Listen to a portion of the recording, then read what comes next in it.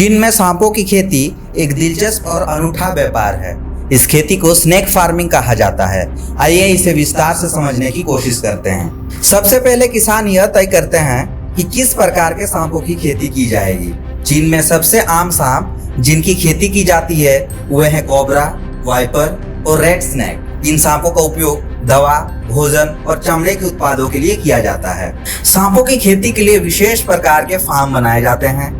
सांपों को सुरक्षित और प्राकृतिक माहौल देने के लिए विशेष कक्ष बनाए जाते हैं। यह कक्ष आमतौर पर कंक्रीट या लकड़ी से बने होते हैं और इनका आकार सांपों की प्रजाति के अनुसार होता है। सांपों के लिए उचित तापमान बनाए रखने महत्वपूर्ण होता है। इसके लिए हीटर और एसी का उपयोग किया जाता है। सांपों को स्वस्थ और मजबूत बनाए रखने के लिए उन्हें सही पोषण देना आवश्यक है। सांप मांसाहारी होते हैं, इसलिए उन्हें चूहों, मेढकों, मछलियों और अन्य छोटे जानवरों का भोजन दिया जाता है। साफ पानी का प्रबंध भी जरूरी होता है ताकि सांप स्वस्थ रह सके। सांपों को नियमित रूप से जांचा जाता है और बीमारियों से बचाने के लिए टीकाकरण किया जाता है।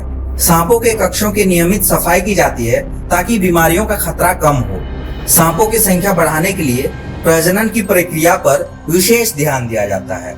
सांप अंडे देते हैं जिनकी देखभाल विशेष रूप से की जाती है।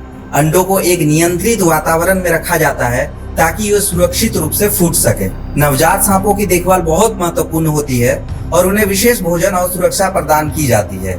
सांपों की खेती के कई उपयोग होते हैं। सांपों के जहर का उपयोग विभिन्न दवाओं और उपचारों में किया जाता है।